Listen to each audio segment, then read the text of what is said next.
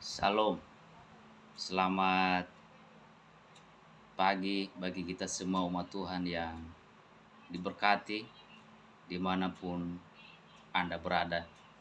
Saya percaya bahwa Bapak Ibu semua selalu hidup dalam berkat-berkat Tuhan, kebahagiaan, baik secara pribadi, keluarga, dan secara bermasyarakat.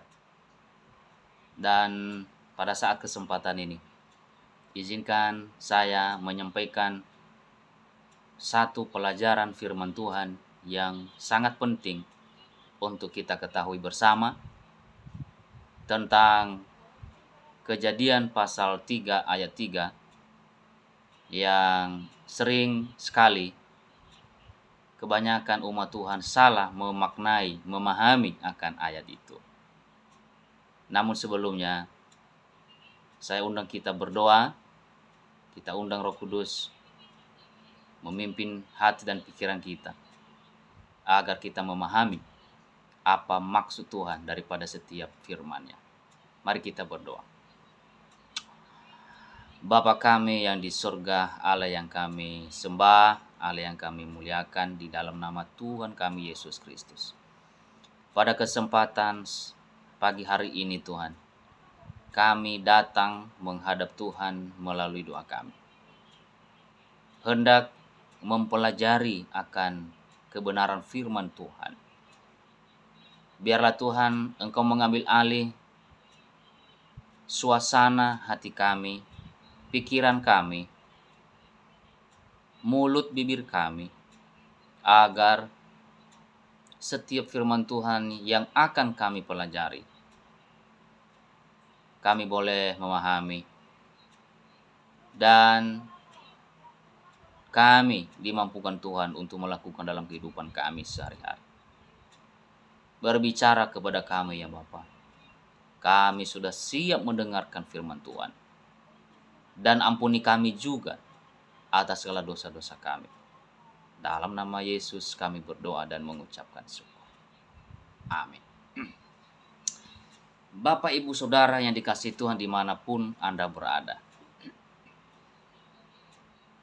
Ada banyak sekali zaman sekarang ini yang beredar tentang pengajaran-pengajaran Alkitab yang sangat-sangat jauh dari apa yang diharapkan oleh Tuhan, yang menyimpang dari firman Tuhan.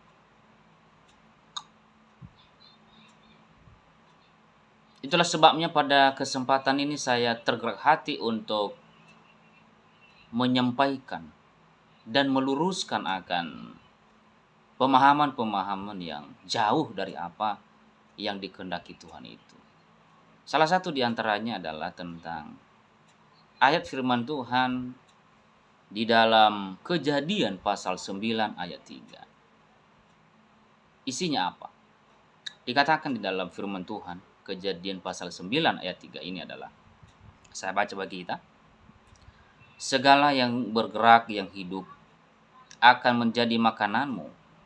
Aku telah memberikan semuanya itu kepadamu, seperti juga tumbuh-tumbuhan hijau. Saya memberikan satu tema bagi kita adalah memakan segala yang bergerak.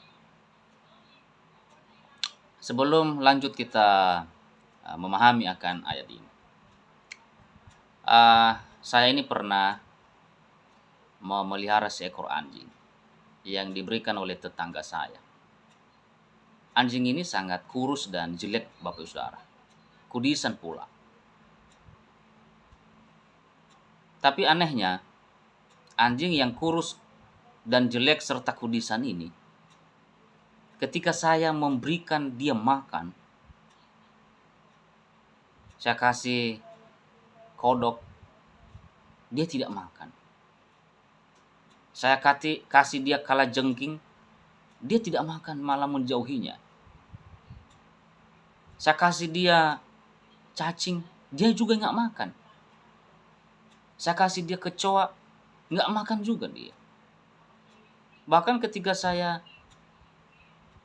kasih dia eh, ular malah lari terbirit-birit, ketakutan. Saudara, bayangkan anjing saya yang kurus, jelek, dan kudisan ini pun ya tidak mau memakan sembarangan. Ini anjing sombong sekali anjing ini. Tapi itulah kenyataannya. Nah, tadi kita sudah baca di dalam Kejadian pasal 9 ayat 13. Segala yang bergerak, yang hidup akan menjadi makanan. Aku telah memberikan semuanya itu kepadamu seperti juga tumbuh-tumbuhan hijau. Ya. Yang menjadi pertanyaannya adalah, kenapa kok justru Allah memberikan satu ayat bahwa segala yang bergerak, yang hidup akan menjadi makanan manusia?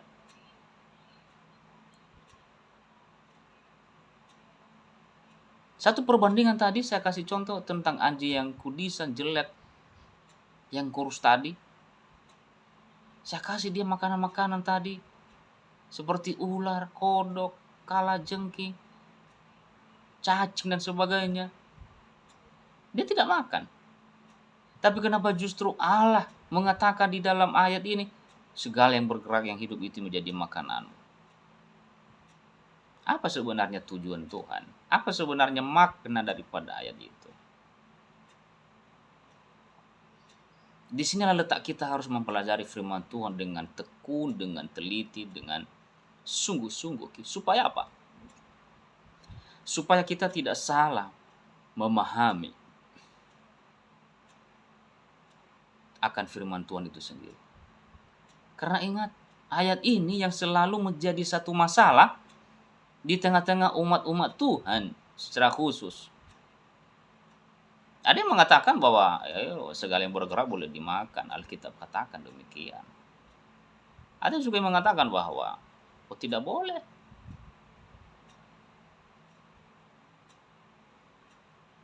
Namun bagaimana sikap kita dalam hal ini? Apa yang harus kita lakukan?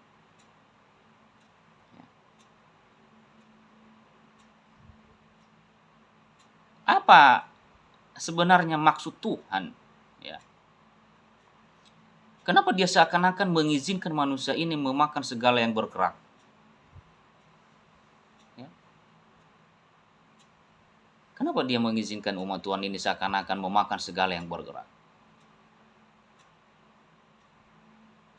Ya. Saudara-saudara yang kasih Tuhan, dimanapun Anda berada. Firman Tuhan ini kita harus betul-betul memahami dengan benar. Ya. Oke, langsung saja. Kita teliti dengan benar firman Tuhan ini.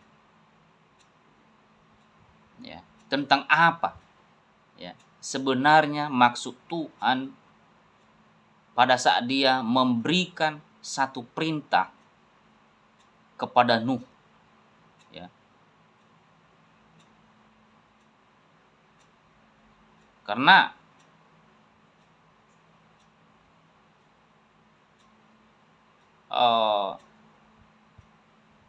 pertama sekali kita harus tahu bahwa firman itu ditunjukkan kepada Nuh dan keluarganya. Ya.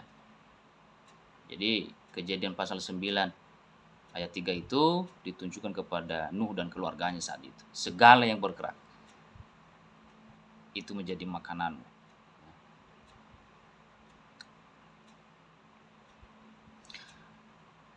Pada waktu mereka Nuh ini atau keluarga Nuh ini keluar dari bahtera saat itu, ya, mereka berada dalam bahtera ini kurang lebih 100 tahun lebih. Ya, coba saja dibaca di dalam Kejadian pasal 7 dan pasal 8, di situ ada keterangannya. Di mana pada waktu itu saudara-saudara semua pohon-pohonan dan tumbuh-tumbuhan yang biasa mengeluarkan buah, ya, yang adalah tadinya buah-buahan dan tumbuh-tumbuhan ini adalah makanan mereka, ya, ya, sekarang telah menjadi lenyap. Oleh karena apa? Air bah yang melanda dunia saat itu. Dengan kata lain, pada waktu itu saudara-saudara, tidak ada makanan lagi. Tidak ada tumbuh-tumbuhan, tidak ada yang mereka makan. Ya. Makanan yang diciptakan Allah, yang diberikan kepada manusia untuk dimakan, yang adalah buah-buahan dan biji-bijian itu, apa? Sudah ludes habis oleh dimakan oleh apa? Air bah tadi. Ya. Karena memang makanan manusia pertama sekali yang diberikan Allah kepada manusia adalah buah-buahan, biji-bijian. Ya. Kita bisa baca di dalam Kejadian 1 ayat 29. Berfirmanlah Allah, ya, lihatlah aku memberikan kepadamu segala tumbuh-tumbuhan yang berbiji di seluruh bumi dan segala pohon-pohonan yang buahnya berbiji. Itulah akan menjadi makanan. Dan kemudian saudara-saudara ditambahkan juga dengan sayur-sayuran setelah manusia jatuh ke dalam dosa. Di dalam Kejadian pasal 3 ayat 18. Apa dikatakan? Semak duri dan rumput duri yang akan dihasilkannya bagimu, dan tumbuh-tumbuhan di padang akan menjadi makanan. Jadi makanan manusia pertama yang direkomendasikan oleh Tuhan, yang diizinkan oleh Tuhan untuk dikonsumsi oleh manusia adalah buah-buahan dan tumbuh-tumbuhan. Belum ada daging. Belum ada Tuhan mengizinkan manusia makan daging. Nah, karena semua tumbuh-tumbuhan itu pada waktu itu telah musnah, ya, maka Tuhan mengizinkanlah manusia ini, yaitu apa? Nuh dan keluarganya, untuk memakan daging binatang sebagai makanan darurat. Ya. Makanan pengganti sementara menunggu alam itu pulih kembali seperti semula. Ya. Karena memang makanan manusia adalah buah-buahan dan tumbuh-tumbuhan. Jadi Tuhan izinkan makan makanan yang bergerak, yaitu apa? Daging. Ya. Dan ini jadi masalah sampai sekarang. Daging yang dimaksud di sini atau daging binatang yang dimaksud di sini, ada yang mengatakan, oh semua yang bergerak. Oh jangan begitu. Ya, kita harus pahami dulu. Apakah semua binatang yang bergerak atau hanya sebagian? Ya. Kita harus lihat dulu pada waktu sebelumnya Nuh dan keluarganya masuk dalam bahtera. Ya, kita ke belakang dulu. Ya. Apa yang disuruh Tuhan kepada Nuh saat itu? Ada dua jenis, ya. Ada dua jenis dan jumlah dari kedua jenis ini, binatang-binatang yang disuruh Tuhan ini, Allah suruh Nuh untuk masukkan ke dalam bahtera. Allah suruh masukkan binatang haram dan binatang halal di dalam bahtera. ya. Eh, untuk lebih jelasnya, kita baca di dalam Kejadian pasal 7 ayat 2. Dikatakan di sana, dari segala binatang yang tidak haram haruslah kau ambil 7 pasang, jantan dan betinanya. Tetapi dari binatang yang haram 1 pasang, jantan dan betinanya. Nah, jelas. Dalam ayat ini, Allah memberi perintah kepada Nuh sebelum mereka masuk dalam bahtera itu, atau sebelum air bah itu terjadi. Yaitu apa? 7 pasang binatang halal, ya. Baik jantan maupun betina. Jadi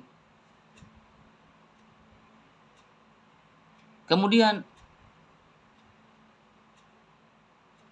satu pasang binatang haram. Dari segala jenis binatang haram. Jadi lebih banyak binatang halal, yaitu 7 pasang. Sementara binatang haram hanya 1 pasang saja. Oke ya. Nah, jadi intinya adalah bahwa Allah menyuruh Musa memasukkan yaitu 7 pasang atau 14 ekor binatang yang halal dan 1 pasang atau 2 ekor binatang yang haram. Ya. Saudara-saudara yang dikasihi Tuhan. Kalau saja pada waktu itu Nuh sudah menyembelih seekor babi. Oke ya.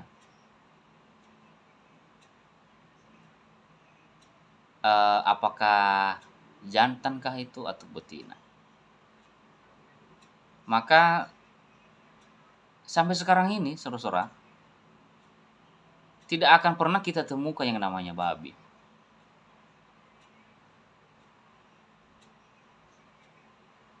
Itu artinya Nuh tidak mengkonsumsi daging babi. Yang dikonsumsi adalah daging binatang halal. Itulah sebabnya kenapa lebih banyak jumlahnya yang halal ini ketimbang yang haram. Jadi sekali lagi, kalau seandainya Nabi Nuh mengkonsumsi daging babi, mungkin jantannya atau betinanya, maka saya pastikan tidak ada sampai sekarang ini daging babi, atau tidak ada babi, baik babi hutan maupun babi peliharaan. Sama itu. Kita tidak bisa membeda-bedakan, ini babi hutan, ini babi peliharaan. Tidak. Ciri-cirinya sama. Perbedaannya hanya babi hutan tinggal di hutan, babi peliharaan tinggal di kandang atau tinggal di kota. Itu saja perbedaannya. Ciri-cirinya sama kok. Ya. Berkuku bola dan tidak memamah biak. Kecuali misalnya babi kota berkuku bola dan memamah biak, lalu babi hutan tidak memamah biak tetapi berkuku bola. Oh tidak. Dua-duanya, baik babi hutan maupun babi kota atau babi peliharaan yang ada di kandang, tidak memamah biak dan berkuku bola. Jadi ciri-cirinya sama. Bulunya juga sama, saudara-saudara. Moncongnya juga sama. Ya. Nah, Tuhan telah memberikan kepada Nuh binatang-binatang mana saja yang boleh dimakan dan yang tidak boleh dimakan. Nah, kalau begitu,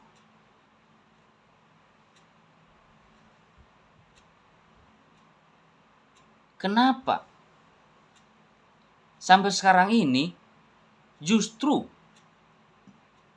ada yang mengatakan bahwa segala yang bergerak, yang hidup itu menjadi makanan. Ini saya mau katakan hanya salah pemahaman saja. Mereka menyimpulkan semuanya bahwa yang penting hidup. Mereka lupa bahwa makanan manusia pertama itu adalah dari yang tidak bergerak, tumbuh-tumbuhan, pohon-pohonan. Karena memang tumbuh-tumbuhan dan pohon-pohonan ini tidak bergerak, dia tidak berpindah-pindah, tidak jalan-jalan. Lalu sekarang Allah memberikan makanan kepada manusia yang bergerak, yaitu itulah binatang yang bisa bergerak, yang bisa jalan-jalan. Nah, binatang yang bergerak, yang bisa jalan-jalan ini, yang hidup ini adalah binatang yang halal. Itulah sebabnya muncul Imamat pasal 11. Di sana Tuhan sudah jelas sekali memberikan mana-mana yang boleh dimakan dan mana yang tidak boleh dimakan. Atau dengan kata lain sesuai kata Alkitab, mana yang halal dan mana yang haram. Jelas. Itu maksudnya. Jadi bukan semua binatang yang hidup yang bergerak atau semua makhluk hidup yang bergerak. Ini lebih parah lagi kalau diartikan ke hal sana. Karena manusia pun bergerak-gerak. Karena ayat itu dikatakan segala yang hidup. Ya. Saya pun bergerak-gerak saat ini. Apakah saudara mau makan saya? Kan tidak. Jadi yang dimakan manusia adalah binatang-binatang halal yang bergerak. Bukan semua jenis binatang. Ya. Ingat, Imamat 11 sudah jelas memberikan satu jawaban. Binatang yang mana yang dimakan, yaitu adalah yang halal. Jadi saudara-saudara yang dikasihi Tuhan, pelajarin terus Alkitab kita. Jangan pernah salah mengerti. Tuhan sangat sayang dengan kita.